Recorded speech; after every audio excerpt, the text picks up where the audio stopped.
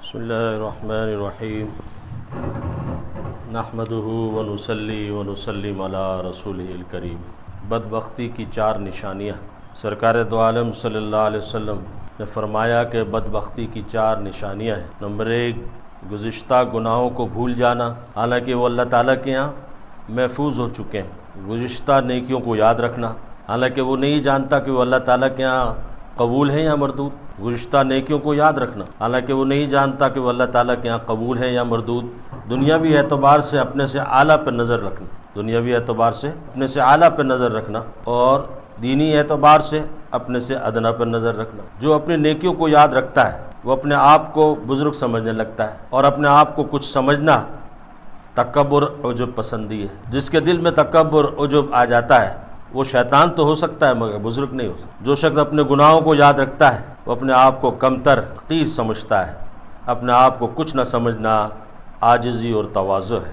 جس شخص کے دل میں عاجزی اور تواضع آ جاتی ہے وہی دراصل بزرگ اور اللہ کا ولی ہے۔ آپ علیہ السلام نے فرمایا، جو دینی اعتبار سے اعلیٰ اور دنیاوی اعتبار سے ادنا ہیں ان پر نظر رکھو، یعنی متقی، پرہیزگار، کثرت سے عبادت کرنے والے، علماء و صلحاء دینی اعتبار سے اعلیٰ ہیں۔ فرمایا، جب تم کوئی نیکی کر رہے ہو اسے کافی سمجھنے لگو تو دل میں ان ہستیوں کا تصور کرو جو تم سے زیادہ نیکیاں کرنے والے ہیں۔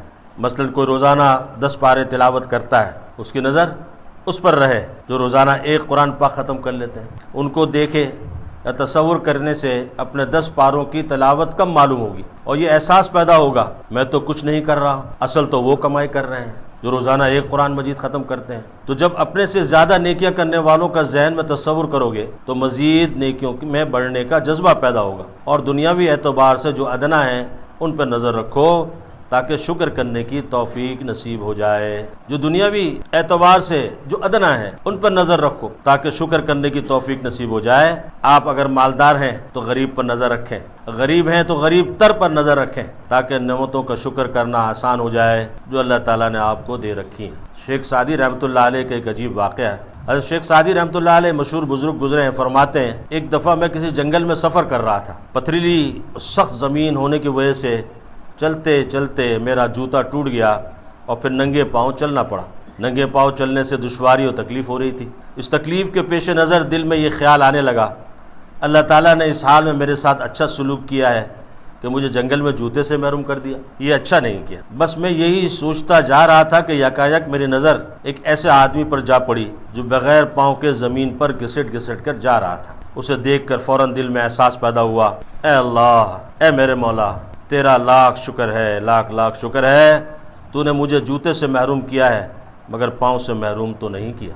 اللہ، آج ہماری نظریں اللہ سبحانہ وتعالیٰ نے جو نعمتیں ہمیں عطا فرمائی ہیں اس کی طرف نہیں ہیں۔ جو کچھ عطا فرمایا ہوا ہے اس کی طرف ہمارے، ان نعمتوں کی طرف ہماری نگاہ نہیں ہے۔ جو نہیں ہے ہمارے پاس یا دوسروں کے پاس ہے اس کو ہم دیکھنے میں لگے ہوئے ہیں۔ صبح سے شام تک ایک نعمتوں کی بارشیں ہیں، نعمت ہی نہیں، نعمتوں کی بارش ہم پہ برس رہی ہے۔ ایک ایک نعمت کے ساتھ کتنی کتنی نعمتیں لگی ہوئی ہیں۔ اللہ سبحانہ وتعالیٰ خود فرماتے ہیں وَإِن تَعُدُّوا نِعْمَتَ اللَّهِ لَا تُحْصُوهَا۔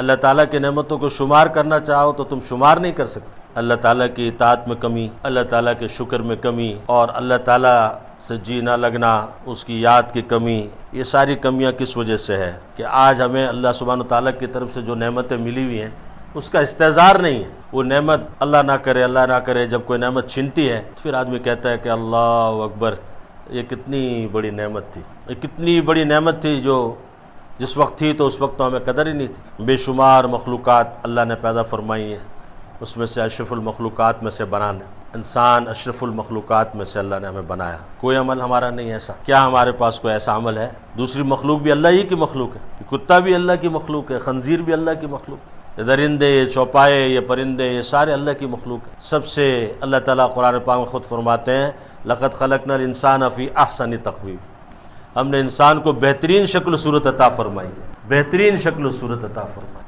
پھر ایمان کی دولت کا، ماں کی گود میں ایمان کا مل جانا، پیدا ہوتے ہی ان کانوں نے اللہ کے بڑائی کو سنا ہے، اذان کی آواز، اقامت کی آواز، اللہ کا نام پہلے سنا، اللہ اکبر، اللہ ہی بڑے ہیں۔ پھر جسم کے اندر ایک کائنات ہے جو اللہ نے ہمیں عطا فرمائی ہوئی ہے۔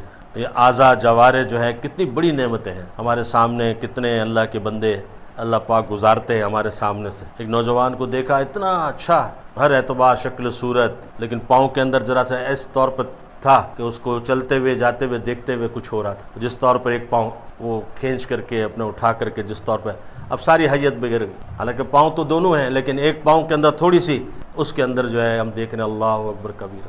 صحیح سالم میں ذرا سا ایک ہاتھ کا مسئلہ ہو جاتا ہے تو آدمی کہتا ہے، آنکھوں کے اعتبار سے ذرا سا فرق آ جاتا ہے۔ کتنے ایسے ساتھی ہمارے سامنے لکڑی ٹیکتے ہوئے اللہ پاک انسانوں کو گزارتے ہیں، بس دیکھ لیا ہم نے، ٹھیک ہے، بس کچھ نہیں، اب اپنے کاموں میں لگے ہوئے ہیں۔ عیسیٰ علیہ السلام سے پوچھا کسی نے، اللہ کے نبی روح اللہ تھے علیہ السلام، کہ آپ کے مثل بھی کوئی دنیا میں ہے؟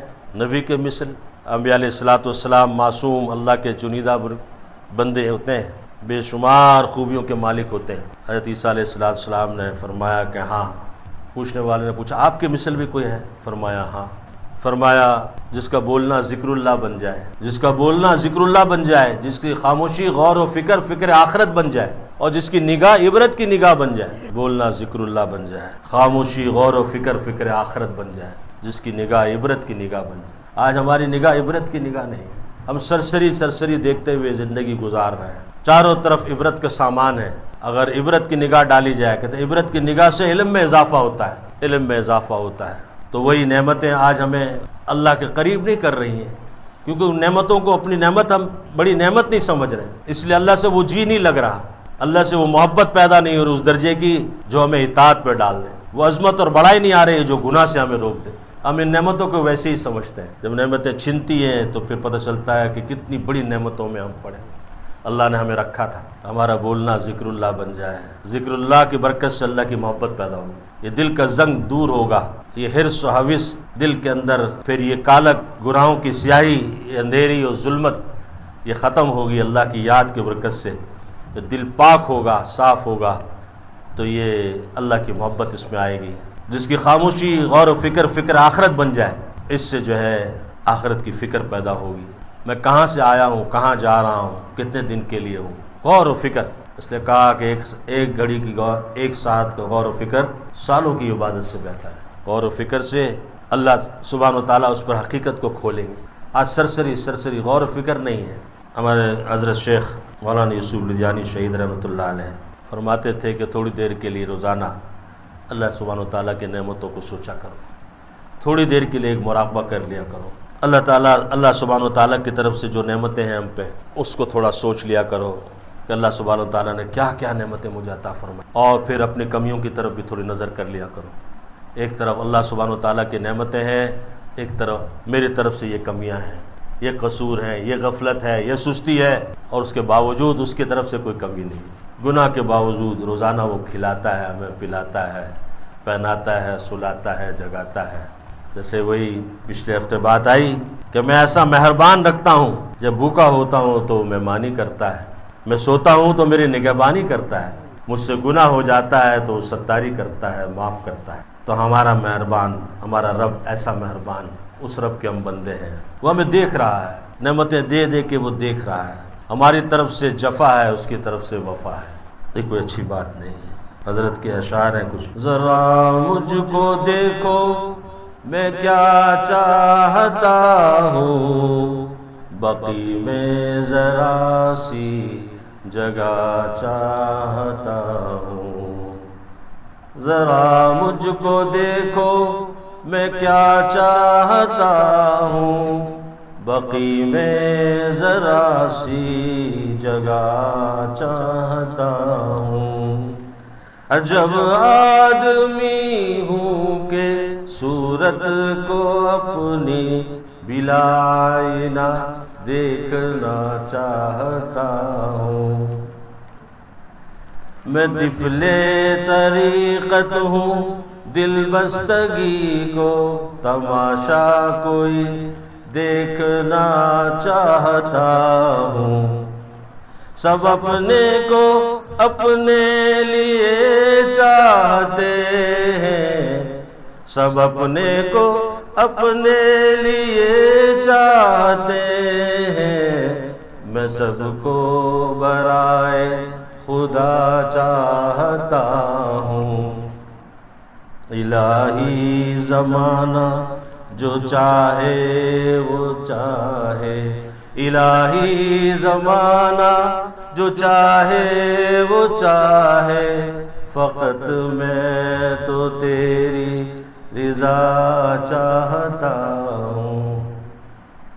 جفا سے مجھے کوئی نسبت نہیں ہے، جفا سے مجھے کوئی نسبت نہیں ہے، وفا آشنا ہوں وفا چاہتا ہوں۔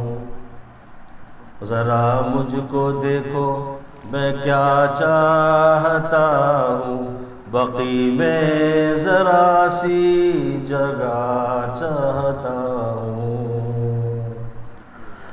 اللہ سبحانہ و تعالی ہمیں وفا کرنے والا، اللہ سبحانہ و تعالی سے وفا اور وفاداری کا تقاضا کیا ہے کہ اس سے جی لگایا جائے، اس کے گن گائے جائے، اس سے محبت کی جائے، اس کی اطاعت کی جائے، اس کی فرمانبرداری کی جائے۔ حضرت مولانا شیخ التفسیر مولانا احمد علی لاہوری رحمۃ اللہ علیہ فرماتے ہیں قرآن پاک کا خلاصہ کیا ہے؟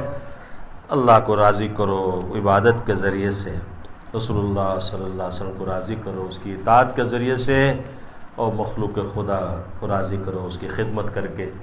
اطاعت، عبادت، اطاعت اور خدمت کے ذریعے سے آدمی اللہ والا بنتا ہے۔ اللہ ہم سب کو اس پہ عمل کی توفیق نصیب فرمائے۔